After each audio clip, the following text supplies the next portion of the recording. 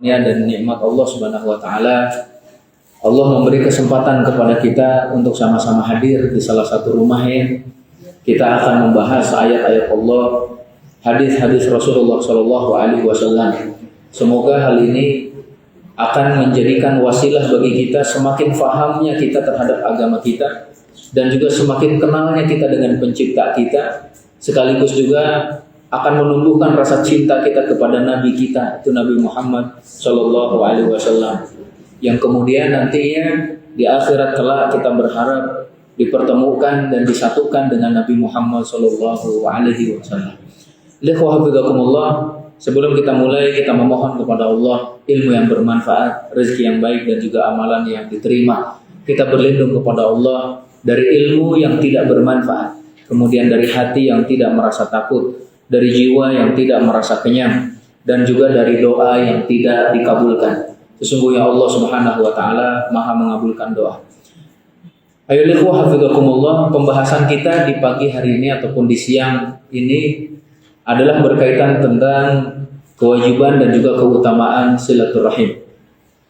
Kita tahu bahwasannya ujian terbesar yang Allah Subhanahu wa taala berikan kepada hamba-Nya adalah dengan menurunkan perintah dan larangan. Semua kita diuji oleh Allah.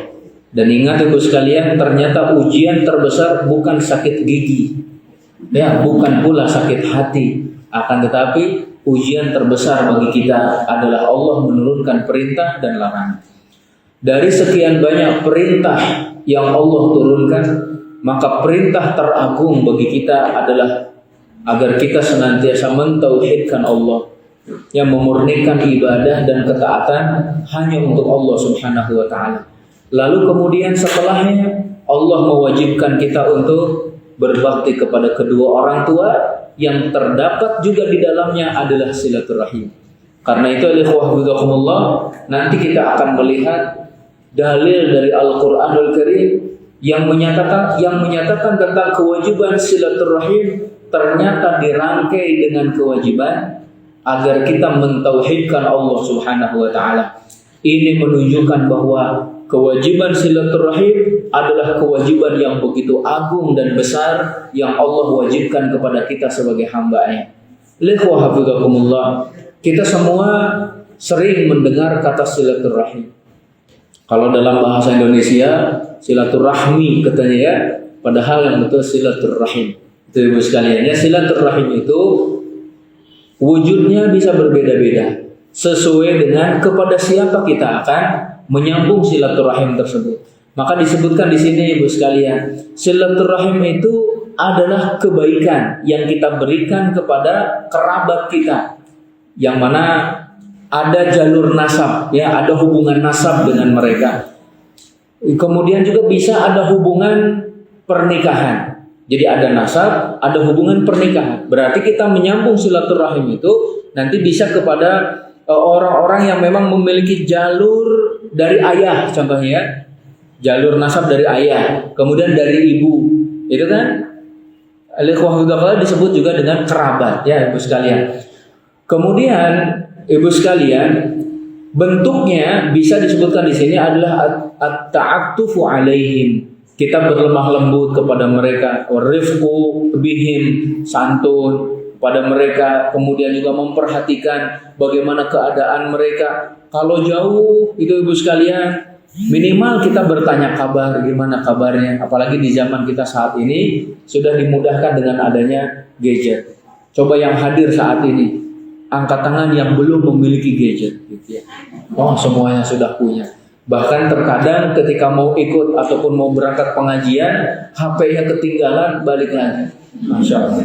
Nah, ini menunjukkan bahwa HP itu seakan-akan kebutuhan yang sangat primer, gitu ya. Kalau ketinggalan, oh seakan-akan ketinggalan apa itu ibu sekalian, sampai balik lagi.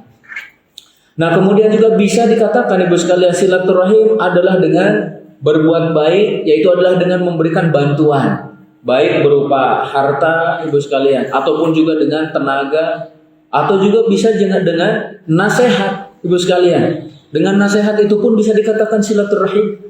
Bahkan disebutkan kata Imam Nawawi, terkadang silaturahim itu juga bisa terwujud adalah dengan Bitolaqatil wajhi wa bisalam, yaitu dengan wajah yang berseri-seri dan dengan mengucapkan salam. Sebagaimana kita dianjurkan oleh Rasul saat bertemu dengan teman-teman kita dengan wajah yang berseri-seri, maka ingat, kerabat kita lebih layak untuk kita temui dengan wajah yang berseri-seri, karena mereka kerabat. Mereka adalah orang yang ada hubungan nasab dengan kita, ibu sekalian. Nah, kemudian juga bisa dengan tadi dengan memberikan nasihat ataupun wataratan biradil dzul. Di sini disebutkan ibu sekalian, yaitu adalah dengan menolak kezaliman, mencegah berbuat zalim, mencegah berbuat kerusakan, melarangnya dari kemaksiatan. Itu pun silaturahim. Terus kalau tadi ada yang bertanya mungkin, kenapa sekedar mengucapkan salam bisa dikatakan silaturahim? Kita ambil ibu sekalian salah satunya dari hadis Rasul Shallallahu Alaihi Wasallam. Kalau ada dua orang yang sedang berselisih, maka yang terbaik dari keduanya adalah yang pertama kali mengucapkan salam. Nah ibu sekalian, berbeda pandangan, kemudian juga terkadang ada perselisihan itu bukan saja dengan orang lain. Terkadang dengan kerabat sendiri ada perselisihan paham. Terkadang ada sedikit gitu ya permasalahan, maka yang terbaik di antara mereka berdua adalah yang pertama kali mengucapkan salam. Maka mengucapkan salam itu termasuk silaturahim, ibu sekalian. Masya Allah ya, maka minimal di saat ini sekali lagi gunakan tuh HP yang kita miliki, gadget yang kita miliki itu adalah untuk memperkuat hubungan silaturahim kita. Mungkin kalau kita lihat ya grup-grup yang ada di WhatsApp kita, mungkin itu banyak sekali grup keluarga kita. Bagus ibu sekalian. Ya, sehingga kita saling mengenal. Oh ternyata si fulan itu anak daripada adik ayah kita, contohnya ibu sekalian. Jadi kita saling mengenal. Bahkan keluarga ini salah satu contoh saja ya. Keluarga di Solo itu ibu sekalian, ketika saya diundang untuk hadir, kata ini adalah pertemuan keluarga. Yang hadir ibu sekalian satu aula, jadi sampai nyewa gedung pertemuan dan dinyatakan mereka ketika perkenalan itu ini dari kakek fulan, ini dari kakek fulan. Ternyata semuanya adalah kerabat. Nah coba ibu-ibu pun seperti itu, dikumpulin tuh. Kira-kira udah berapa itu dari satu kakek? Masya Allah, ada yang sudah 80, ada yang sudah 100, bahkan ada yang satu keluarga cucunya sudah 30. Masya Allah, ya contohnya bapak mertua saya saja cucunya udah 30-an itu sekalian. Masya Allah. Kalau dikumpulkan anaknya 9, masing-masing anak punya berapa itu udah berapa? Nah, makanya itu pentingnya kita saling mengenal. Oh ternyata Anda ini kerabat saya gitu ya. Oh ternyata Anda ini masih saudara dengan saya. Masya Allah. Dan ketika di kampung juga saya mencoba nanya ke orang tua yang ada di sana, sesepuh sana, gimana sih asal usul kampung ini? Ternyata dari satu keluarga juga ibu sekalian. Jadi satu kampung. Masya Allah. Nah kalau tidak ada silaturahim, maka bagaimana mungkin kita akan menyambungnya? Kalau kita tidak saling mengenal, bagaimana akan silaturahim gitu? Nah ibu sekalian, maka yang selanjutnya juga bentuk daripada silaturahim itu terkadang memaafkan kekeliruan, ya, kemudian juga memaklumi beberapa kesalahan yang dilakukan. Wajar, namanya juga manusia, ibu sekalian. Jangan diperbesar. Ada masalah sedikit, segera dimaafkan. Ingat, hubungan kekeluargaan itu jauh lebih mahal daripada harta yang sedikit. Dan ingat ibu sekalian, sebanyak apapun harta yang ada di dunia, hitungannya di hadapan Allah dikit. Ya, wa ma mata'ul hayatid dunya fil akhirati illa qalil. Semua kesenangan kehidupan dunia dibanding dengan akhirat itu dikit, ibu sekalian. Jangan sampai memutus silaturahim hanya karena rebutan harta dan sebagainya. Yaitu beberapa contoh daripada silaturahim. Mari kita lihat beberapa dalil dari Al-Quranul Karim yang memerintahkan kita untuk silaturahim. Ibu-ibu yang membawa mushaf terjemah boleh disiapkan. Yang pertama, dalam surat ini An-Nisa terlebih dahulu ya, An-Nisa 36. An-Nisa 36. Allah Subhanahu wa taala berfirman, A'udzubillahi minasyaitonir rajim. Wa'budullaha wa la tusyriku bihi syai'a wa bil walidaini ihsana wa bidzil qurba wal yatama wal masakini wal jari dzil qurba wal jaril junubi was sahibi bil jambi wabnis sabil wa ma malakat aymanukum innallaha la yuhibbu man kana mukhtalan fakhura. Ada yang sudah dapat? Ya, boleh minta tolong dibacakan terjemah. Boleh pakai pengeras kalau ada ya.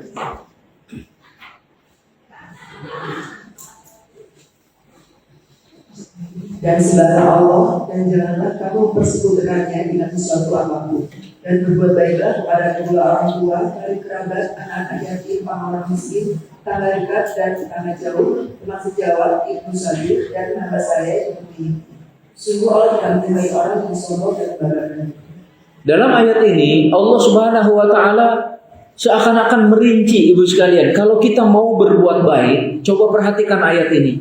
Yang pertama, kebaikan terbesar yang kita lakukan adalah beribadah kepada Allah, tidak menyekutukannya dengan sesuatu apapun. Ya, wa'budullaha wa la tusyriku bihi syai'a. Ini ibadah terbesar, perintah teragung yang Allah tetapkan kepada kita. Yang kedua, setelah ibadah kepada Allah tanpa menyekutukannya, wabil walidaini ihsana. Berbuat baik kepada kedua orang tua. Birrul walidain, ibu sekalian. Lalu yang ketiga Allah menyatakan wabidil qurba, kepada karib kerabat. Apa maknanya silaturahim, ibu sekalian? Berbuat baik kepada karib kerabat. Nah, wabidil qurba. Jadi ini termasuk perintah teragung dari Allah setelah tauhid. Nah, Masya Allah, untuk berbakti pada orang tua, kemudian silaturahim, berbuat baik kepada karib kerabat. Lalu kepada anak-anak yatim, wal yatama. Anak-anak yatim itu ada dua, ibu sekalian. Yang pertama, anak yatim kerabat. Yang kedua, anak yatim yang bukan kerabat. Kalau ada dua seperti itu, kepada siapa kita berbuat baik terlebih dahulu? Anak yatim yang kerabat, ibu sekalian. Oh, ternyata mereka sudah mampu, sudah mapan, sudah nggak cukup nggak perlu lagi bantuan dari sisi materi. Oh ya sudah, berarti kepada anak yatim yang lain, ibu sekalian. Nah, jadi anak yatim ada yang kerabat, ada yang bukan kerabat. Termasuk orang-orang miskin yang selanjutnya. Orang miskin pun ada dua, ada yang kerabat, bukan kerabat. Dahulukan yang kerabat, ibu sekalian. Nah, dan kalau orang-orang yatim ataupun anak-anak yatim itu berbatas usia, sampai mereka bekerja, sampai mereka balik, ibu sekalian, itu dinamakan yatim. Tapi kalau sudah bekerja atau mereka sudah balik, tidak dikatakan yatim lagi. Jadi kalau ada yang ngaku-ngaku yatim padahal dia sudah kumisan, ibu sekalian, tidak bisa dikatakan yatim. Ya, dia sudah balik, sudah bisa berusaha. Nah, sedangkan orang miskin tidak ada batas usianya, ibu sekalian. Sampai tua pun bisa dia miskin. Nah, maka berbuat baiklah pada mereka. Wal jari dzil qurba, tetangga yang dekat, tetangga yang kerabat. Al qurba, tetangga itu ada tiga, ibu sekalian. Tetangga ada tiga. Yang pertama, tetangga muslim plus kerabat. Tetangganya muslim plus kerabat. Dapat berapa hak dari kita? Dapat 3 hak, ibu sekalian. Tetangganya muslim plus kerabat. Oke, yang pertama hak Islam. Yang kedua hak tetangga, dan yang ketiga hak kerabat. Itu 3 haknya, hak Islam, hak tetangga, hak kerabat. Yang kedua, tetangga itu muslim saja, bukan kerabat. Oke, berarti dia dapat 2 hak dari kita. Yang pertama hak Islam, yang kedua hak tetangga, ibu sekalian. Nah, yang ketiga, tetangga itu beda agama dengan kita, bukan kerabat. Berarti dapat berapa hak? 1 hak, itu hak tetangga. Walaupun beda agama, ibu sekalian, tetap kita diperintahkan untuk berbuat baik kepada tetangga. Nah, itu tetangga ya. Nah, dahulukan kata Allah tetangga yang dekat, tetangga yang kerabat. Nah, kemudian wal jaril junub, baru tetangga yang jauh, ibu sekalian. Ini saya agak sedikit keluar dari pembahasan, ibu sekalian. Kalau contohnya ibu-ibu nyembelih hewan kurban, contoh, Yang paling layak menerima daging hewan kurban itu siapa? Yang terdekat dulu, ibu sekalian ya, yang memerlukan itu ya. Contohnya ada tetangga yang miskin, yang terdekat dulu, wal jari bil qurba wal jari junub, tetangga dulu itu ibu sekalian. Baru kalau ternyata tetangga semuanya sudah tidak memerlukan, barulah ke tempat yang lebih jauh ibu sekalian. Atau mungkin di antara ibu ada yang mampu di kompleknya kurban, tapi di pedalaman juga kurban juga, masya Allah. Ikhwah juga ya, lain keistimewaannya. Oke, kemudian wasahibi bil jambi, teman sejawat, teman yang selalu menemani kita, ya, teman yang menyertai kita baik dalam perjalanan dan juga sebagainya. Termasuk di dalamnya adalah istri ibu sekalian. Nah, kemudian wabnis sabil, kemudian ibnu sabil yang berada di perjalanan. Wa ma malakat aymanukum, kemudian hamba sahaya yang kalian miliki. Sesungguhnya Allah tidak mencintai orang yang sombong lagi membanggakan diri. Berarti nih ibu sekalian, salah satu watak orang yang sombong dan membanggakan diri itu apa? Mereka yang tidak menyambung silaturahmi. Itu salah satunya ya. Kemudian kalau dipanjangin, berarti tidak mau berbuat baik kepada anak-anak yatim, pada orang-orang miskin, kepada tetangga yang dekat, tetangga yang jauh dan sebagainya ya. Tapi salah satunya berarti orang sombong itu adalah mereka yang memutus silaturahim, termasuk dia tidak mau beribadah kepada Allah. Dalam ayat lain pun di sini dalam surat Al-Isra 26 Allah menyatakan wa atizal qurba haqqahu wal miskina wa ibnas sabil wa la tubadzir tabdzira. Berikanlah kerabat itu haknya, juga anak orang-orang miskin dan juga ibnu sabil. Namun ingat, kalian tidak boleh boros, karena sesungguhnya orang yang boros itu temannya setan, dan setan itu kufur kepada Allah Subhanahu wa taala. Ini perintah dari Allah, berikan hak kerabat ibu sekalian. Masya Allah. Ketika saya di sebuah daerah di Jawa Timur ibu sekalian, ngobrol dengan seseorang atau bertemu dengan seseorang, dia punya cita-cita ibu sekalian. Dia menyatakan, saya ingin setiap bulannya saya sisihkan dari harta saya minimal 10 juta untuk kerabat. Masya Allah. Untuk kerabat. Ini salah satu bentuk silaturahimnya. Mungkin di antara ibu-ibu ada yang bisa mampu lebih daripada itu, 20 juta, 30 juta untuk kerabatnya, masya Allah. Membantu, apalagi kalau di antara mereka ada yang memang benar-benar membutuhkan uluran tangan tersebut. Coba bagaimana kalau bantuan dari kita digunakan untuk pendidikan anaknya, anaknya jadi hafal Quran, anaknya jadi ulama. Siapa yang dapat pahalanya? Kita juga ibu sekalian. Jadi itu adalah salah satu contoh. Ternyata banyak orang-orang soleh, mereka memiliki niat yang baik dan bahkan sebagainya sudah direalisasikan untuk selalu berbuat baik kepada kerabatnya. Pertanyaannya, ada enggak orang kepada orang lain berbuat baiknya bro-broan gitu, nyah-nyoh itu bahasanya itu, atau apalagi dia, pokoknya mudahlah dia memberi kepada orang lain, tapi kepada kerabatnya kikirnya 7 langit katanya. Masya Allah. Ini kan kebalik, alhamdulillah. Mestinya kepada kerabatnya itu baik, kepada orang lain baik pula gitu. Nah, tapi dahulukan sekali lagi adalah pada kerabat. Maka berikan kepada kerabat itu haknya, kata Allah. Jangankan kepada kerabat nih ibu sekalian, terhadap tetangga saja, anggaplah yang bukan kerabat ataupun yang bahkan bisa jadi beda agama. Di akhirat kelak akan ada tetangga yang menuntut kepada Allah, ya Allah, saya adalah tetangganya si fulan, saya memiliki kebutuhan tapi si fulan menutup pintunya. Sampai dituntut kayak gitu ibu sekalian. Silahkan dibuka dalam kitab Adabul Mufrad, ada bab di sana tetangga yang menutup pintunya. Maksudnya tidak membantu saudaranya, tidak membantu tetangga. Lalu bagaimana dengan kerabat? Kerabat punya hak dari kita, alaikumullah. Jangan sampai mereka nanti berdiri di hadapan Allah nuntut kepada kita. Ya, nasallallahu alaihi. Fa'atidal qurba haqqahu. Berikan hak kerabat itu, wal miskin, orang-orang miskin, ibnu sabil. Kemudian juga dzalika khairul lil ladzina yuriduna wajhallah. hal itu adalah jauh lebih baik bagi mereka yang mengharapkan wajah Allah. Wa ulaika humul muflihun, dan mereka itulah orang-orang yang beruntung. Kita semua ingin mendapatkan keberuntungan, bukan saja di dunia, terlebih nanti di akhirat. Maka tolong perhatikan kerabat. Ibu sekalian ya, perhatikan kerabat, yaitu adalah dengan silaturahim kepada mereka. Kemudian di dalam surat Al-Baqarah ayat yang ke-215, Allah Subhanahu wa taala berfirman, "Yas'alunaka madza yunfiqun." Nanti mohon dibacakan Al-Baqarah 215. Yas'alunaka madza yunfiqun. Qul ma anfaqtum min khairin falil walidaini wal aqrabin wal yatama wal masakin wa ibnis sabil wa ma taf'alu min khairin fa innallaha bihi alim.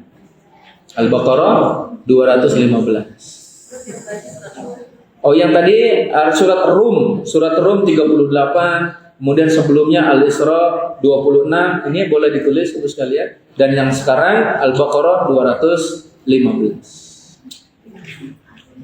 Silakan yang sudah dapat.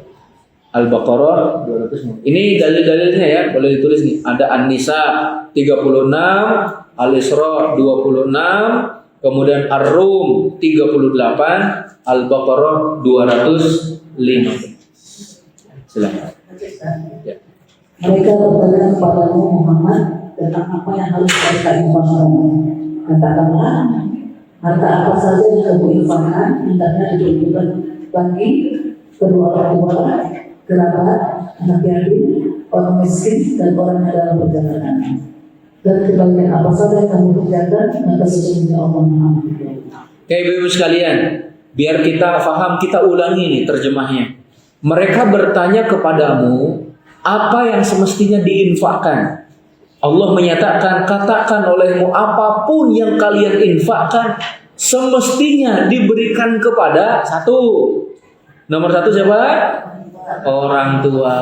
Bahasa mudahnya gini ibu sekalian, kalau ibu-ibu punya satu-satunya hadiah, bingung mau diberikan kepada siapa, berikan kepada orang tua kalau masih ada. Di ibu sekalian ya, contoh ibu-ibu punya mobil Ferrari, mau dijadikan hadiah, bingung ngasih hadiah kepada siapa, itu sama orang tua. Ini nomor satu. Punya satu rumah, mau diberikan ini untuk hadiah, bingung kepada siapa diberikan hadiahnya, ingat nomor satu, orang tua. Atau punya satu-satunya hadiah, anggaplah jam tangan, kepada siapa ini kita berikan, ingat nomor satu, orang tua. Setelah orang tua baru kepada kerabat, ibu sekalian, ingat kerabat. Nah, setelah orang tua punya kerabat. Oke, kita punya hari libur 2 hari contohnya. Kemana kita akan berlibur? Bingung. Tempat liburan di Jakarta sudah dijajah semuanya. Maksudnya sudah pernah dikunjungi gitu ya. Kemudian di Bogor, udah nggak aneh katanya gitu ya. Udah semuanya udah pernah dicoba. Di Bandung, udah. Kemana kita akan mengunjunginya? Kerabat itu sekalian. Kalau tidak kepada orang tua, maka kepada kerabat. Kalau punya satu-satunya hari libur, kemana kita berkunjung? Kepada orang tua ataupun kepada kerabat, ibu sekalian.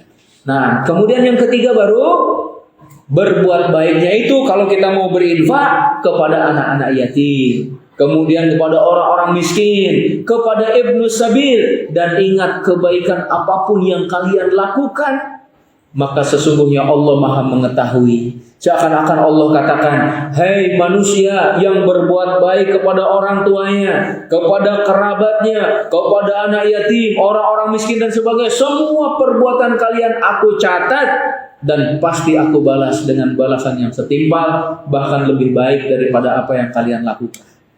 Allah tahu, ibu sekalian, Allah tidak tidur, Allah tidak lupa. Bahkan terkadang kita lupa dengan perbuatan kita, Allah tidak pernah lupa. Semuanya dicatat oleh Allah Subhanahu wa taala. Termasuk perbuatan buruk. Nanti di akhirat itu ya akan ada orang-orang melakukan perbuatan-perbuatan buruk, mereka melupakan perbuatan buruknya, tercatat di sisi Allah. Nah, maka dari sini fa innallaha bihi alim.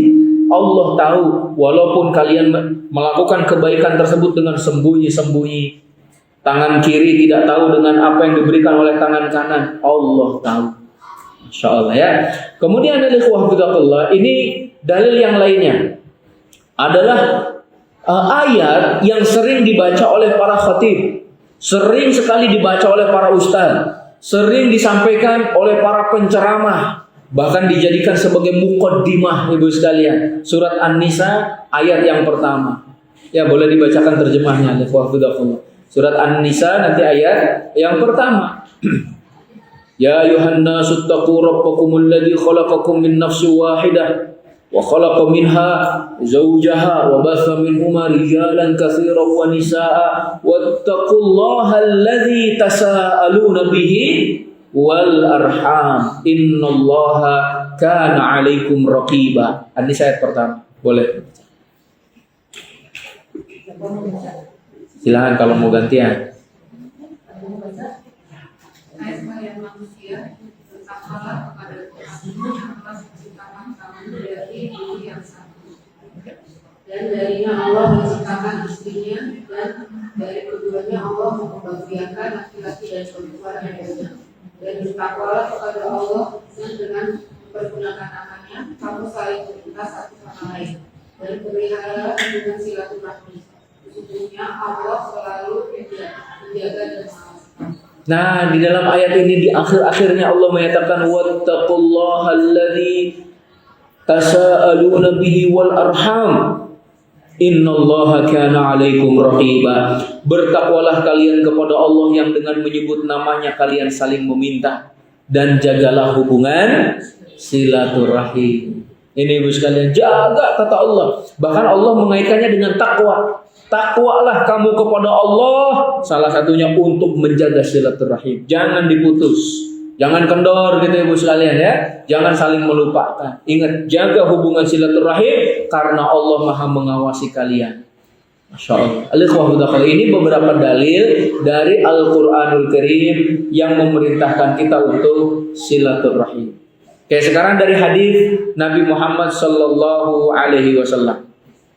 Sebenarnya masih banyak ya dalil-dalil yang lain dari Al-Quran, tapi kita ringkaskan ibu sekalian. Oke, sekarang kita lanjut ke hadis-hadis Nabi Sallallahu Alaihi Wasallam yang memerintahkan kita untuk silaturahim. Yang pertama, hadis dari Anas bin Malik radhiyallahu anhu, bahwasanya Rasulullah SAW menyatakan, man ahabba ayyubsatallahu fi rizqihi wa yunsa'alahu fi atharihi falyasil rahimahu.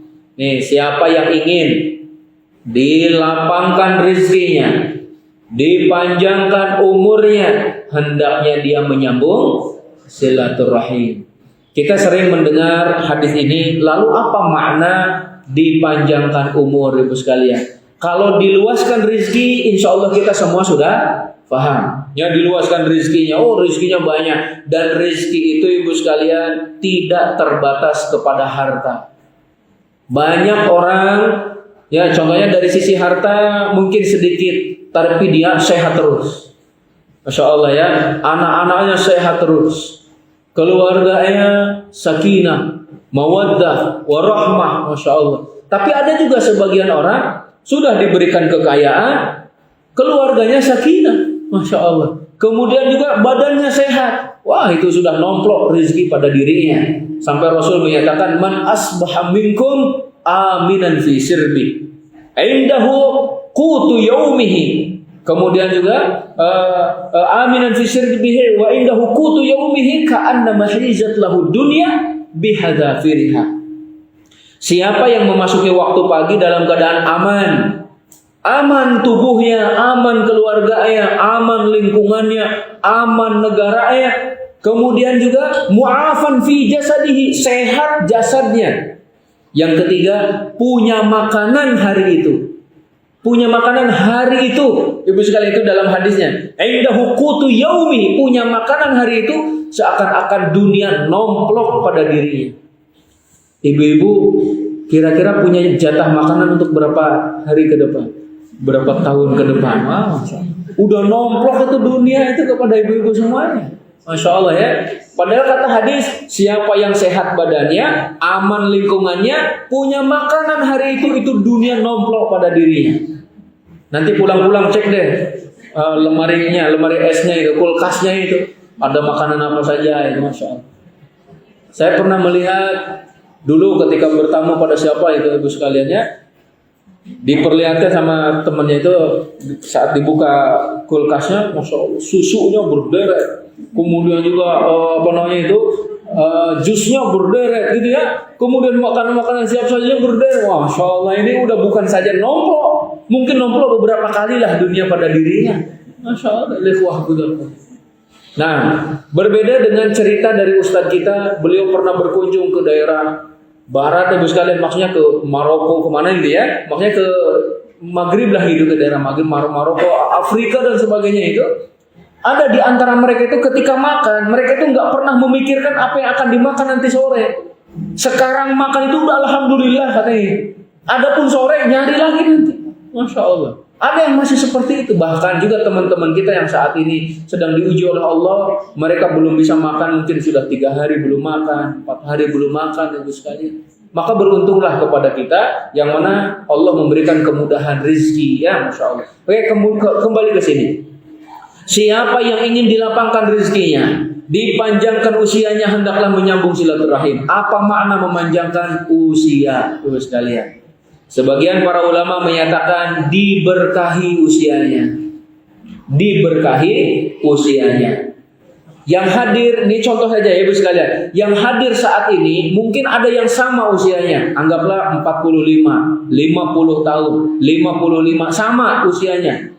Tapi ternyata si A dengan si B beda nilainya di hadapan Allah. Si A amalannya banyak, ibu sekalian, sedangkan si B biasa-biasa saja. Nah, biasa-biasa saja. Apa yang menjadikan perbedaan tersebut? Keberkahan usia. Dalam 1 jam yang sama, orang yang diberkahi usianya, dia bisa mengerjakan berbagai amal soleh. Sholat duha sudah, baca Al-Quran 1 juz sudah, contoh gitu ya. Kemudian juga sedekahnya sudah, kemudian juga ta'limnya juga sudah. Kemudian bakti pada orang tuanya juga sudah, dalam 1 jam yang sama. Sedangkan orang lain 1 jam hanya digunakan untuk membuat pulau katanya ini ya, ataupun dia bermimpi, ibu sekalian, namun nggak pernah bangun dari mimpinya. Jadi banyak orang itu yang menulis mimpi, tapi nggak direalisasikan. Harusnya bangun ibu sekalian, realisasikan mimpinya. Jangan mimpi terus.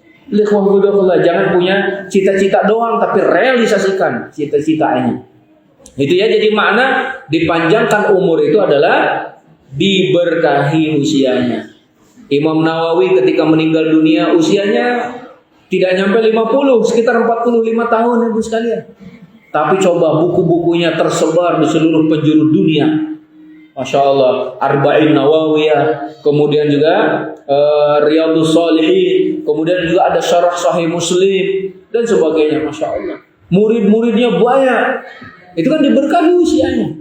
Nah, kemudian juga ada yang menyatakan dipanjangkan usianya itu benar-benar dipanjangkan. Malaikat pencabut nyawa itu gitu ya, ataupun para malaikat seakan-akan melihat bahwa jatah hidupnya di dunia itu anggaplah 50 tahun, tapi dipanjangkan oleh Allah jadi 52, jadi 53 itu. Allah yang menetapkan ibu sekalian. Nah, yamhullahu ma yasha wa yuthbit wa indahu ummul kitab. Allah itu menetapkan apa yang dikehendaki ataupun menghapusnya. Jadi Allah menghapus apa yang dikehendaki dan menetapkannya. Wa indahu ummul kitab, dan di sisi Allah ada lauhul mahfuz. Nah, ada catatan-catatan yang memang dicatat di lauhul mahfuz itu oleh ikhwah. Jadi benar-benar dipanjangkan. Kemudian juga oleh ikhwah. Jadi maksud daripada dipanjangkan usianya salah satunya adalah diberkahi. Maka mintalah kepada Allah itu keberkahan dalam segala sesuatu. Berkah dalam umur, berkah dalam keluarga, berkah dalam harta ibu sekalian. Jadi nggak apa-apa ibu-ibu panjang umurnya, luas rezekinya gitu ya. Kemudian juga banyak hartanya, yang penting berkah. Daripada dikit hartanya nggak berkah, ataupun pendek usianya nggak berkah. Yang penting kan panjang, banyak gitu kan, banyak hartanya, berkah. Gitu ya, Masya Allah. Dulu ada seorang sahabat Anas bin Malik itu didoakan oleh Rasul.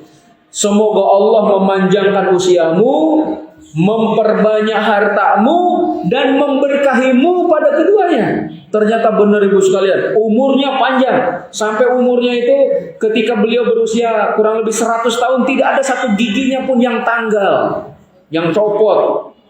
Kemudian anak-anaknya banyak. Sampai beliau menyatakan, saya sudah mengubur anak-anakku 100 orang. Jadi banyak anak-anaknya meninggal duluan. 100 orang. Sampai kata para ulama dijelaskan, mungkin 100 orang itu anak dan cucunya. Kata gitu ya, anak dan cucunya. Masya Allah. Usianya dipanjangkan. Kemudian hartanya. Kebun kurmanya itu ibu sekalian, kalau yang lain berbuahnya 1 tahun sekali, kalau kebunnya Anas bin Malik 1 tahun 2 kali, diberkahi oleh Allah. Masya Allah. Nah ini salah satunya, coba ibu-ibu silaturahim. Dan hadis-hadis yang lainnya pun banyak ya yang menyatakan tentang seperti itu. Kayak hadis yang kedua nih dari Aisyah radhiyallahu anha. Beliau menuturkan bahwa Rasulullah sallallahu alaihi wasallam bersabda, "Innahu man u'tiya hadduhu minar rifqi faqad u'tiya hadduhu min khairid dunya wal akhirah." Siapa yang diberi bagian dari kelemah lembutan, maka dia telah diberikan bagiannya yang terbaik dari dunia dan akhirat. Masya Allah. Bagian terbaik di dunia dan di akhirat ternyata lemah lembut. Rifqun, ya, lemah lembut ibu sekalian. Wasilatur rahim wa husnul khuluq wa husnul jiwar ya'murani diyar wa yazidani fil a'mar. Silaturahim, kemudian akhlak yang baik dan bertetangga yang baik itu memakmurkan negeri dan juga menambah umur.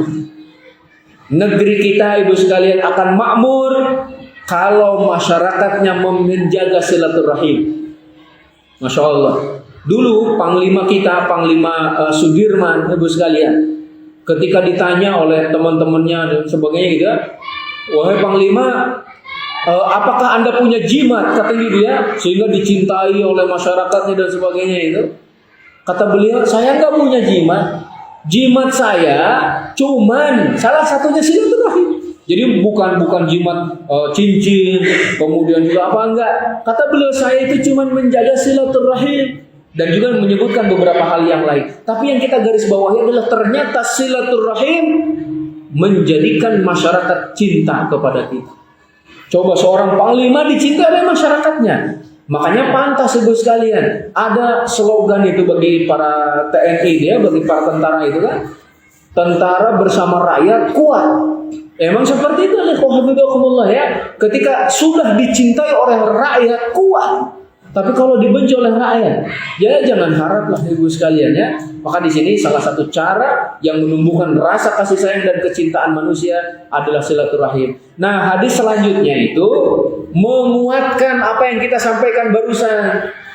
Rasulullah Shallallahu Alaihi Wasallam menyatakan, ta'allamu min ansabikum ma tasiluna bihi arhamakum. Ini kata Rasul, pelajari nasab kalian yang dengannya kalian bisa silaturahim. Kita harus saling kenal tuh sekali lagi ya. Yang belum punya grup keluarga bikin hari ini ibu sekalian. Ya, grup keluarga ya bikin. Satu keluarga kita ada 9 orang, anak-anaknya siapa saja masukin kenalan ibu sekalian. Nanti kalau ada waktu, ayo undang semuanya. Masya Allah, sudah berapa kira-kira ya? Dari satu kakek sudah berapa ratus itu bahkan dari keturunan ibu saja sudah berapa coba? Ada yang ingat? Mungkin yang paling banyak berapa nih? Yang sudah punya cucu berapa nih? Masya Allah. Kalau bisa jadi dari satu anak cucunya sudah sekian, Masya Allah ya. Maka tadi seperti tadi, coba kita ingat-ingat lagi, kita pelajari, kita hafalkan. Ta'allamu min ansabikum. Kakek saya dari istri itu ketika ketemu, beliau sudah meninggal rahimahullah. Ketika ketemu beliau selalu nanya, berapa anakmu sekarang? Alhamdulillah sekian. Siapa aja namanya ditulis oleh dia itu. Oh si ini. Buat apa kayak ditulis ini ya? Mbah Kong buat apa ditulis? Kata beliau, saya hafalin dan setiap selesai qiyamul lail saya doakan satu persatu, kata beliau. Masya Allah. Ada yang seperti itu coba. Jadi ternyata memang perlu nih kita ta'allamu min nasabikum. Pelajari, ingat-ingat ataupun kenali nasab kalian yang dengannya kalian akan silaturahim.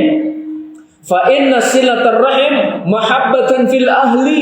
Karena silaturahim itu mendatangkan rasa cinta pada keluarga. Dan yang kedua, masratun fil mali, menambah harta.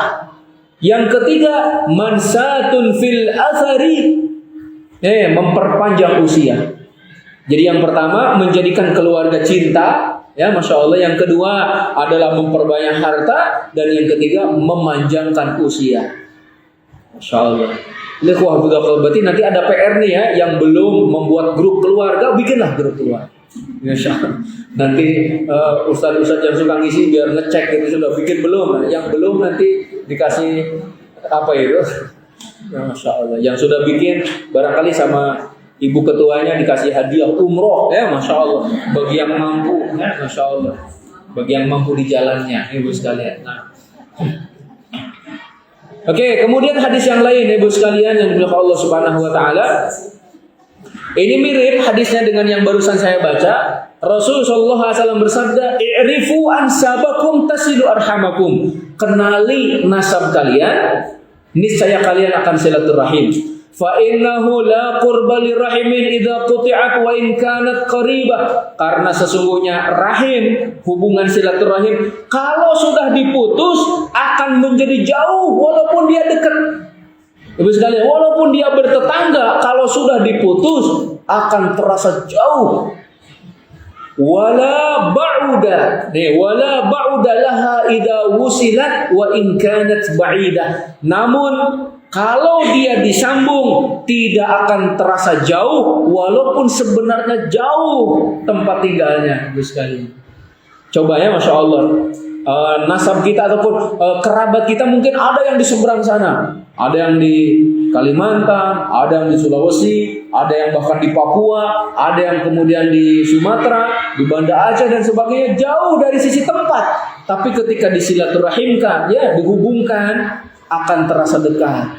Jadi jauh di mata, dekat di hati, katanya gitu, Masya Allah. Itu jangan hanya menjadi slogan. Coba realisasikan oleh kita, walaupun belum tentu 1 tahun sekali ketemu, tapi kalau selalu bertegur sapa, Masya Allah terasa dekat, terasa selalu hadir di hadapan kita, Masya Allah. Kemudian juga dari Ibnu Abbas radhiyallahu anhu, ini dalam kitab Al-Adabul Mufrad karya Imam Bukhari, dinyatakan bahwa Rasulullah Shallallahu Alaihi Wasallam bersabda di sini, walaupun dikatakan mauquf kepada Ibnu Abbas, tapi ada penguat yang lainnya ya. Rahim itu akan datang pada hari kiamat berdiri di hadapan Allah dengan sahibuha, dengan sahabatnya. Ya, dengan kita semua ibu sekalian, rahim itu akan berdiri pada hari kiamat di hadapan Allah. Kemudian menjadi saksi bagi kita kalau kita menyambungnya, dan menjadi saksi atas kita kalau kita memutuskannya. Jadi dia akan berbicara di hadapan Allah, "Ya Allah, sesungguhnya si fulan ini telah menyambungku, maka sambunglah dia dengan rahmat-Mu." Tapi ada juga yang bersaksi, "Ya Allah, si fulan ini telah memutuskanku, maka putuskanlah rahmat-Mu dari dirinya." Coba ibu sekalian, ngeri gak kalau ternyata kita memutus silaturahim, rahim menjadi saksi atas kita. Nasallallahu alaihi wasallam. Nah, kemudian juga yang selanjutnya ibu sekalian, ternyata silaturahim adalah perkara yang pertama kali didakwahkan oleh Rasul. Jadi termasuk perkara yang pertama kali didakwahkan. Jadi selain Rasul itu mengajak untuk beribadah kepada Allah gitu ya, bahkan sebelum diutus menjadi Rasul, ini akhlak Rasul itu adalah selalu menyambung silaturahim. Rasul sebelum diangkat menjadi nabi, yang terkenal apa itu ibu sekalian, sampai mendapat julukan Al-Amin, terpercaya gitu ya, Al-Amin. Selain beliau jujur dalam perkataan, ternyata beliau pun selalu menjaga silaturahim. Oke, dalilnya apa ibu sekalian? Ini hadis Sufyan ibni Harb. Ini Sufyan ibni Harb. Jadi bukan Abu Sufyan ya, Sufyan ibni Harb. Beliau menyatakan bahwa ketika Heraklius sebagai kaisar Romawi pada waktu itu bertanya kepada dirinya, Sufyan ibni Harb, itu yang ngaku-ngaku nabi itu memerintahkan apa kepada kalian? Ya, Sufyan ibni Harb menjelaskan. Di sini qala Abu Sufyan. Di sini Abu Sufyan berkata. Kalau tadi adalah hadisnya hadis Sufyan ibni Harb, tapi menceritakan ketika kaisar Romawi bertanya kepada Abu Sufyan. Hai Abu Sufyan, itu nabi itu yang ngaku-ngaku nabi memerintahkan apa kepada kalian? Kata Abu Sufyan, yang pertama memerintahkan kepada kami untuk menyembah Allah, tidak menyekutukannya dengan sesuatu apapun. Yang kedua, untuk meninggalkan perkataan nenek moyang kami. Yang ketiga, memerintahkan kami untuk mendirikan sholat. Yang keempat, untuk berkata jujur. Yang kelima, menjaga kehormatan diri. Dan yang keenam, menyambung silaturahim. Ibu sekalian, jadi yang pertama perintahnya beribadah kepada Allah Subhanahu wa taala, tidak menyekutukannya dengan sesuatu apapun. Yang kedua, meninggalkan perkataan nenek moyang. Yang ketiga, mendirikan sholat. Yang keempat, berkata jujur. Yang kelima, menjaga kehormatan diri. Dan yang keenam, menyambung silaturahim. Masya Allah, menyambung silaturahim. Oke, sekarang sebelum Nabi diutus, beliau menjaga silaturahim. Hadisnya ataupun dalilnya ibu sekalian, ketika Nabi Shallallahu Alaihi Wasallam mendapatkan wahyu pertama di Gua Hira. Wahyu pertamanya surat apa? Al-Alaq ayat 1 sampai 5. Rasul Shallallahu Alaihi Wasallam setelah itu pulang ke rumah Khadijah dalam keadaan menggigil karena ketakutan. Beliau menyatakan, zammiluni, selimuti aku. Diselimuti oleh istrinya tercinta, ibu sekalian ya. Setelah itu Rasul menyatakan, ini laqad khasyitu ala nafsi. Aku khawatir terhadap diriku sendiri. Apa kata Khadijah?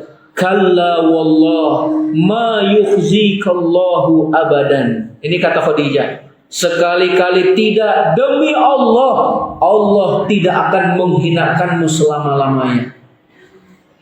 Kira-kira Ibunda Khadijah mengatakan seperti ini berdasarkan dalil atau asal ngomong? Pasti ada alasannya ibu sekalian. Kenapa Allah tidak akan menghinakanmu selama-lamanya? Karena Ibunda Khadijah sudah melihat akhlak Rasul. Dari usia 25 tahun ketika menikah dengan Khadijah sampai 40 tahun, 15 tahun. Ibu sekalian ya, bersama dengan Khadijah melihat apa yang dilakukan oleh Rasul Shallallahu Alaihi Wasallam. Sekali-kali tidak, demi Allah tidak akan pernah Allah menghinakanmu selama-lamanya. Kenapa wahai Ibunda Khadijah? Yang pertama, innaka latasilur rahim. Nomor satu alasannya karena engkau menyambung silaturahim. Berarti nih ibu sekalian, agar kita tidak dihinakan oleh Allah, sambung silaturahim. Yang kedua, wa tahmilul kalla. Engkau ini menanggung beban penderitaan. Masya Allah, manusia berbuat curang kepadamu, engkau sabar. Engkau membalas keburukan dengan kebaikan. Wa tahmilul kalla, jadi menanggung beban penderitaan. Yang ketiga, wa taksibul ma'dum, membantu orang yang membutuhkan. Tuh ibu sekalian. Jadi nanti di akhir ada 6 perkara, siapa yang melakukannya tidak akan dihinakan oleh Allah selama-lamanya. Nomor 1 silaturahim. Nomor kedua, menanggung beban penderitaan. Yang ketiga, membantu orang yang kesusahan. Ya, yang ketiga. Yang keempat, wa tuqrid dhaif, memuliakan tamu ibu sekalian. Yang kelima, wa tu'inu ala nawaibil haq, membantu menegakkan pilar-pilar kebenaran. Insyaallah, menegakkan pilar-pilar kebenaran. Dan yang keenam, berkata jujur, wa tasduqul hadis, berkata jujur. Kayak kita ulangi, silakan yang sudah nulis. Yang pertama apa Ibu sekalian? Silaturahim. Yang kedua, menanggung beban penderitaan. Yang ketiga, membantu orang yang kesusahan. Yang keempat, memuliakan tamu. Yang kelima, membantu menegakkan pilar-pilar kebenaran. Dan yang keenam, berkata jujur. Siapa yang melakukan 6 hal ini tidak akan dihinakan oleh Allah Subhanahu wa taala. Ini kata Ibunda Khadijah radhiyallahu anha. Wahai Rasulullah SAW, Allah tidak akan menghinakanmu selama-lamanya. Salah satunya karena engkau menyambung silaturahim. Selanjutnya nih, keutamaan silaturahim. Siapa yang menyambung silaturahim, dia akan masuk surga. Dia akan masuk surga. Dari Abu Ayyub Al-Ansari radhiyallahu anhu, ada seseorang datang kepada Rasul sallallahu alaihi wasallam kemudian menyatakan, "Ya Rasulullah, akhbirni bi'amalin yudkhilunil jannah." Ya Rasulullah, beritahukan kepadaku amalan yang akan memasukkanku ke dalam surga. Semua kita ingin masuk surga ya Ibu sekalian. Nih ada sahabat nanya, "Ya Rasulullah, amalan apa yang dapat memasukkanku ke dalam surga?" Kata Rasul, yang pertama, ibadah kepada Allah, jangan engkau sekutukan Dia dengan apapun. Ini yang pertama, ibadah. Ya, yang kedua, dirikan sholat. Yang ketiga, tunaikan zakat. Dan yang keempat, silaturahim. Ya, wa tasilur rahim. Ya, Masya Allah. Jadi yang pertama, ibadah kepada Allah, tidak menyekutukannya dengan sesuatu apapun. Yang kedua, dirikan sholat. Yang ketiga, tunaikan zakat. Dan yang keempat, silaturahim. Siapa yang ingin masuk surga, lakukan hal ini Ibu sekalian. Nah, ternyata salah satunya silaturahim. Kemudian Abdullah bin Salam, seorang sahabat dari Yahudi ini. Jadi dulunya beliau ahlul kitab, kemudian masuk ke dalam agama Islam.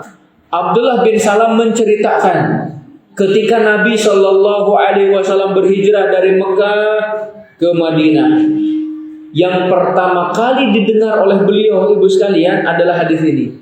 Nah, sebelum beliau mendengar hadis itu, jadi Abdullah bin Salam ini Ibu sekalian, beliau sudah mendengar akan kedatangan seorang Nabi yang terakhir dan beliau menantikannya itu. Kemudian mendengar berita beliau sedang berhijrah menuju Madinah. Ditunggu-tunggu oleh beliau. Ketika sudah sampai di Madinah, maka Abdullah bin Salam bergegas menemui Nabi Muhammad SAW. Apa kata Abdullah bin Salam? Ketika aku bertemu dengan Nabi Muhammad SAW, aku lihat wajahnya, ternyata bukan wajah pendusta. Masya Allah, wajahnya bukan wajah pendusta. Berarti bisa dibedakan tuh Ibu sekalian, mana wajah yang jujur, mana wajah yang pendusta. Wajahnya bukan wajah pendusta, kata beliau. Kemudian yang pertama kali aku dengar dari beliau, ayyuhan nas, afshus salam, wa at'imut ta'am, wasilul arham, wa sallu bil laili wan nasun niyam, tadkhulul jannata bisalam. 4 perkara nih. Wahai sekalian manusia, sebarkan salam. Ibu-ibu kalau ketemu ucapin salam. Jangan hanya klakson, tak, gitu ya. Ucapin salam. Assalamualaikum, gitu ya, Masya Allah. Jadi sebarin salam Ibu sekalian. Itu yang pertama. Yang kedua, wa at'imut ta'am, kasih makan. Makanya alhamdulillah sekarang kan beberapa masjid mengadakan makan-makan bersama, contohnya habis kajian makan, bagus Ibu sekalian. Nah, kemudian ada juga malah hari Jumatnya, contohnya boleh lah, silakan kasih makan. Senang sekali mereka yang memang benar-benar memerlukan ya.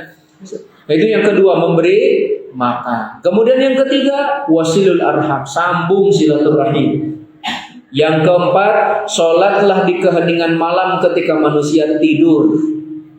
Niscaya kalian akan masuk ke dalam surga dengan penuh keselamatan. Masya Allah. 4 lagi nih. 1, sebarkan salam. Termasuk di dalamnya sebarkan kata-kata yang mengandung keselamatan, Ibu sekalian ya. Doain, saling mendoakan kita. Assalam, keselamatan. Yang kedua, beri makan. Yang ketiga, wasilul arham, silaturahim. Yang keempat, sholat di keheningan malam ketika manusia tidur. Insya Allah kita akan masuk surga dengan penuh keselamatan. Kayak hadis yang selanjutnya, Ibu sekalian. Rasulullah Shallallahu Alaihi Wasallam ditanya oleh seorang sahabat, ya Ibu sekalian. Sahabat ini bertanya, "Alaikumullah. Anta alladhi taj'umu annaka Rasulullah?" Apakah kamu orangnya nih yang ngaku-ngaku Rasulullah? Kata Rasulullah, benar, saya adalah Rasulullah. Kemudian orang itu bertanya lagi, ayyul a'mal ya Rasulullah, ayyul a'mali ahabbu ilallah. Ya Rasulullah, amalan apa yang paling dicintai oleh Allah? Rasul menjawab, yang pertama iman kepada Allah. Terus apalagi ya Rasulullah? Yang kedua silaturahim. Tuh, Masya Allah, setelah iman langsung silaturahim. Jadi amal yang paling dicintai oleh Allah nomor 1 iman. Nomor 2 apa? Silaturahim. Dan ingat Ibu sekalian, silaturahim teragung kewajibannya adalah berbakti kepada orang tua. Jadi semakin dekat hubungan nasabnya dengan kita, semakin besar kewajiban kita untuk menyambung silaturahim kepadanya. Ya. Jadi setelah iman, yang kedua adalah silaturahim. Kemudian apalagi ya Rasulullah? Baru yang ketiga adalah amar ma'ruf nahi munkar. Ini redaksi hadisnya banyak Ibu sekalian. Tapi dalam riwayat ini, yang pertama iman, yang kedua silaturahim, yang ketiga amar ma'ruf nahi munkar. Kalau dalam riwayat lain, yang pertama iman, yang kedua birrul walidain, yang ketiga jihad di jalan Allah Subhanahu wa taala. Beda-beda riwayatnya. Kemudian sahabat ini bertanya lagi, ya Rasulullah, amalan apakah yang paling dibenci oleh Allah? Kata Rasul, yang pertama syirik kepada Allah, menyekutukan Allah nih yang pertama. Yang kedua memutus silaturahim, dan yang ketiga memerintahkan kepada yang munkar, mencegah dari yang ma'ruf. Nih berarti kebalikan yang tadi ya. Yang pertama syirik, yang kedua memutus silaturahim, dan yang ketiga memerintahkan kepada yang munkar, mencegah dari yang ma'ruf. Selanjutnya Ibu sekalian, kita tambahin sebelum kita buka tanya jawab Ibu sekalian. Kalau di jam saya 1 menit lagi. 1 menit lagi ya. Kalau di jam masjid 3 menit lagi. Nah, silaturahim Ibu sekalian adalah wasiat dari Rasulullah Shallallahu Alaihi Wasallam kepada sahabatnya Abu Dzar. Abu Dzar menyatakan, kekasihku memberikan wasiat kepadaku, yang pertama, jangan sampai melihat kepada orang yang berada di atasku. Maksudnya dari sisi dunia. Kalau dalam urusan dunia, lihat kepada yang lebih bawah ya Ibu sekalian. Alhamdulillah kita sehat, banyak orang yang sakit. Alhamdulillah kita lengkap nih panca inderanya. Ada sebagian yang diuji oleh Allah dengan kekurangan salah satunya, ataupun dikurangi 2, dikurangi 3 itu. Kita lengkap alhamdulillah. Dalam urusan dunia, lihat kepada yang lebih bawah daripada kita. Kemudian yang kedua Ibu sekalian, Rasulullah Shallallahu Alaihi Wasallam juga memerintahkan agar mencintai orang-orang miskin. Ibu sekalian, ternyata kita banyak dibantu oleh orang-orang miskin, banyak ditolong oleh orang-orang miskin. Sampai Rasul menyatakan, innama tunsaruna bidu'afaikum. Sesungguhnya kalian itu banyak ditolong oleh Allah karena orang-orang lemah. Karena orang-orang lemah. Karena apanya ya Rasul? Bi-ikhlasihim wa du'aihim. Karena keikhlasan dan doa mereka. Masya Allah. Saat kita kasih pekerjaan mereka, oh senang mereka itu Ibu sekalian. Doa ya Allah, sebagaimana dia telah membahagiakanku, bahagiakan dia ya Allah. Ternyata kebahagiaan kita karena membahagiakan mereka. Masya Allah ya. Oke, kemudian tadi mencintai orang-orang miskin, mendekat kepada mereka, dan juga Abu Dzar diwasiati oleh Rasul untuk senantiasa silaturahim, walaupun terkadang sebagian dari kerabat itu ada yang berbuat buruk Ibu sekalian. Rasul saja Coba apa perlakuan Abu Lahab kepada Rasul? Wah, Abu Lahab itu melemparinya, Abu Lahab itu mencelanya, Abu Lahab itu menghalang-halangi jalannya. Ibu sekalian ya, bahkan Abu Lahab berusaha untuk membunuhnya. Tapi apa yang dilakukan oleh Rasul? Rasul tidak membalas keburukan dengan keburukan, ibu sekalian, tapi membalas keburukan dengan kebaikan. Silakan nanti dibuka dalam kitab Adabul Mufrad. Rasul itu tetap silaturahim kepada mereka yang membencinya. Masya Allah. Kemudian juga alaihi di antara wasiat Rasul kepada Abu Dzar, tidak boleh takut karena Allah terhadap siapapun, dan untuk berkata yang benar walaupun terasa pahit gitu ya, dan juga untuk memperbanyak ucapan la haula wala quwata illa billah. Ibu-ibu, siapa yang ingin nabung di surga, perbanyak ini nih, la haula wala quwata illa billah fa innaha kanzun min kunuzil jannah. Karena la haula wala quwata illa billah itu perbendaharaan dari perbendaharaan surga. Jadi siapa yang mau nabung di surga, perbanyak kata-kata ini ibu sekalian. Sebagaimana di dunia kita sering nabung, entah satu hari 200.000, contoh satu hari 2 juta, sehari berapa ya, ibu-ibu lah beda-beda nabungnya. Ada yang satu hari mungkin nabung 1 kilo emas, masya Allah ya, 1 kilo apa ya, masya Allah. Nah coba nabungnya di surga, la haula wala quwata illa billah. Masya Allah, masih banyak keistimewaan lain berkaitan dengan silaturahim, tapi karena waktu yang membatasi, silakan sisanya untuk tanya jawab, sekalian ya. Sisanya untuk tanya jawab. Di sini masih tersisa kurang lebih 36 halaman lagi. Masya Allah ya. Alhamdulillah sudah 18 halaman, lumayan dulu sekali secara ringkas, cepat gitu ya. Silakan kalau ada yang mau ditanyakan untuk tanya jawab.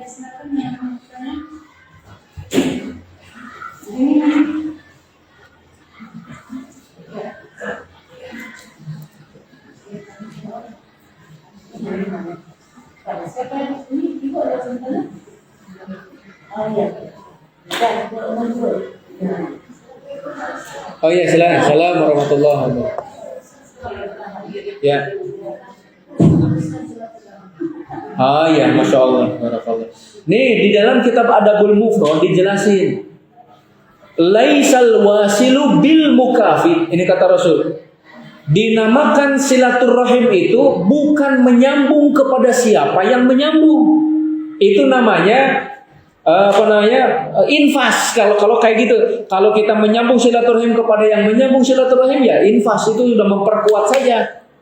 Tapi yang namanya menyambung silaturahim itu, kalau mereka memutus hubungan dengan kita, kita tetap silaturahim. Nah itu silaturahim. Ya, insyaallah laisal wasilu bil mukafi walakin idza quti'ta wasaltahu.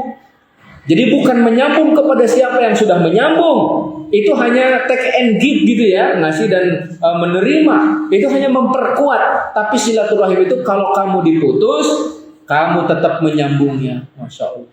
Jadi kewajiban kita tetap menyambung silaturahim kepadanya. Jangan dibalas keburukan dengan keburukan. Ada sahabat lagi, masih dalam kitab Adabul Mufrad disebutkan, ya Rasulullah, sesungguhnya kerabatku berbuat buruk kepadaku, aku berbuat baik kepadanya. Sesungguhnya kerabatku berbuat jahil kepadaku, padahal aku berbuat baik kepadanya. Apa kata Rasul? Kalau kamu benar gitu ya, sebagaimana ucapanmu itu, kamu selalu ditolong oleh Allah Subhanahu wa ta'ala.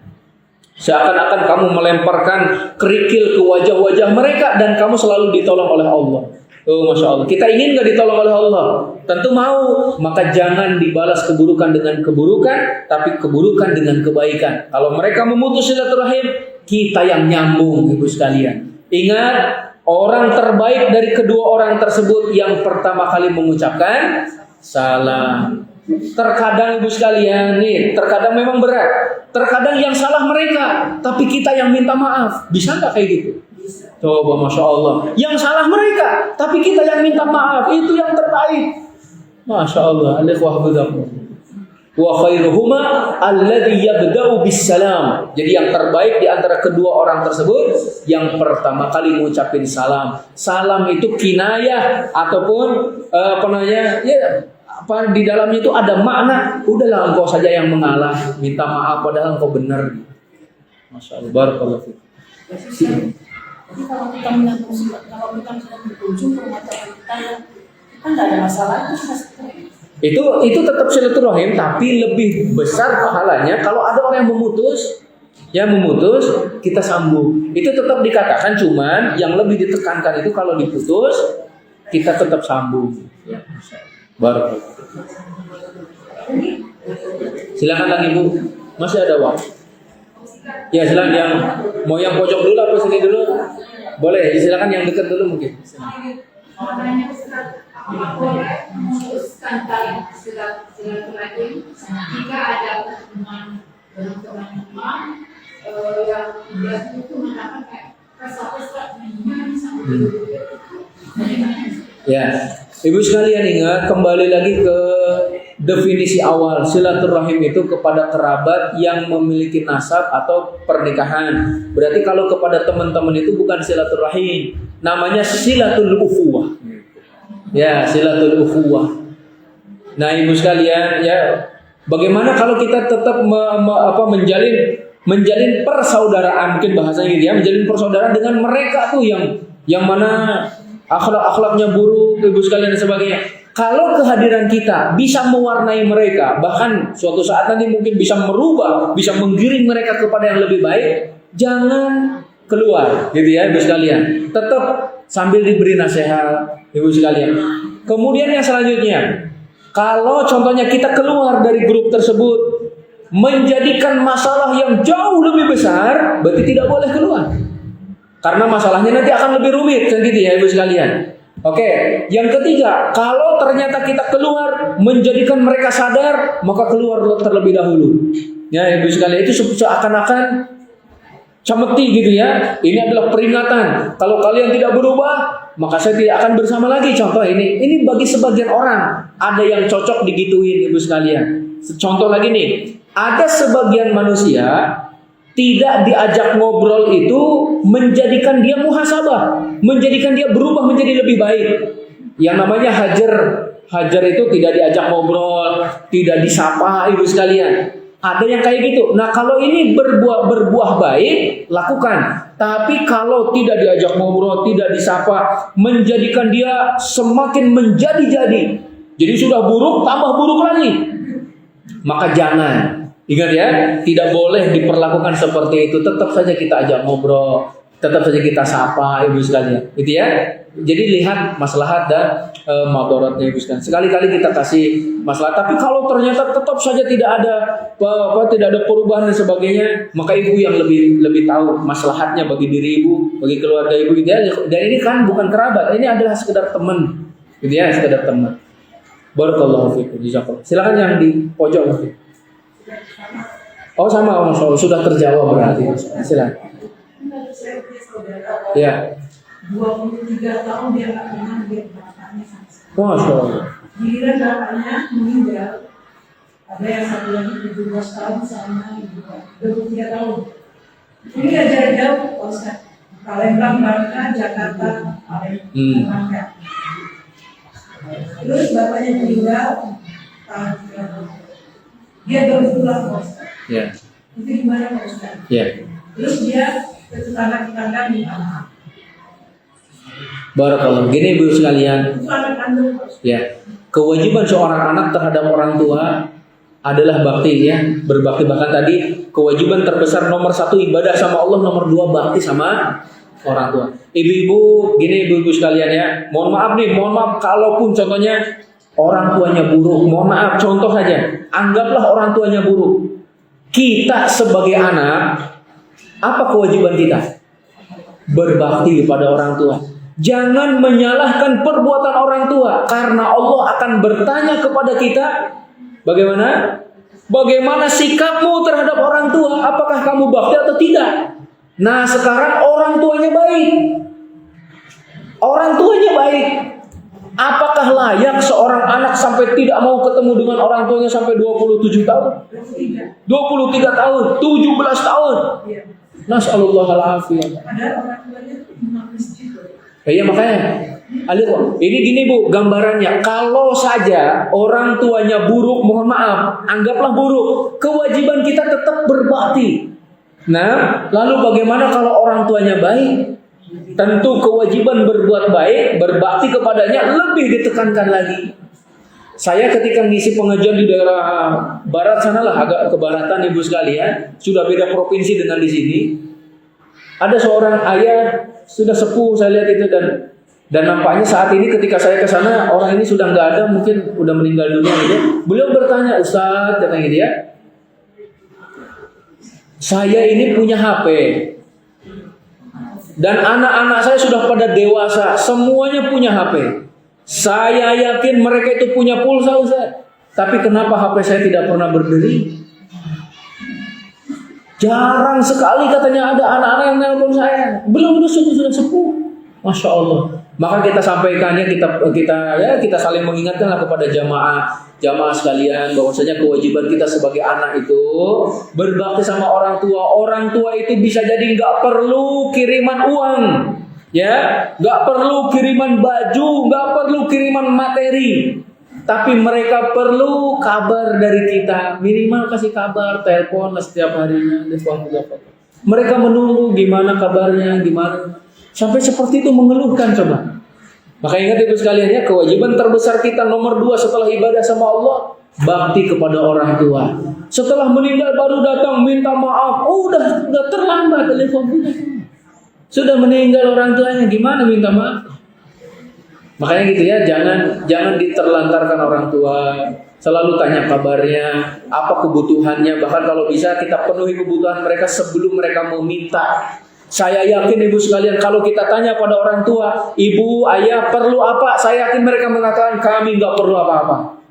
Padahal sebenarnya perlu ada uang. Mereka itu kalau boleh kita katakan nih dengan kata yang hiperbola lah gitu.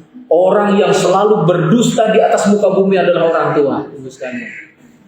Coba aja kalau kita sakit, orang tua datang ngurus kita tanya, ayah, ibu, apa ibu nggak capek? Apa ayah nggak lelah dan nggak ngantuk jagain kita? Mereka bilang kami nggak capek, kami nggak ngantuk.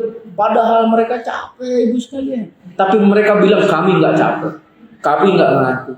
Bohong mereka itu Ibu sekalian. Kalau ada makanan hanya satu suap, hanya satu piring, diberikannya kepada kita.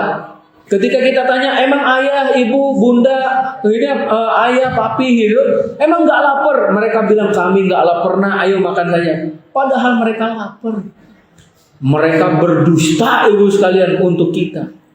Masya Allah. Apakah layak ini perbuatan seorang anak tadi sampai melupakan ayahnya 23 tahun?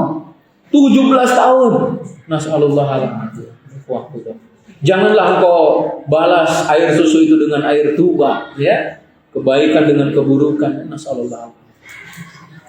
Semoga Allah Subhanahu wa taala memberikan kepada kita hidayahnya dan juga kemampuan untuk berbuat baik itu dalam beribadah kepada Allah, silaturahimnya, berbakti pada orang tua. Jazakallahu khairan Ibu sekalian. Sudah jam 11:20. Semoga ada manfaatnya. Yang benar datang dari Allah Subhanahu wa taala dan Rasulnya. Yang keliru maka dari saya dan dari setan. Saya bertobat kepada Allah Subhanahu wa taala. Subhanakallahumma bihamdika asyhadu an la ilaha illa anta astaghfiruka wa atubu ilaik. Assalamualaikum warahmatullahi wabarakatuh.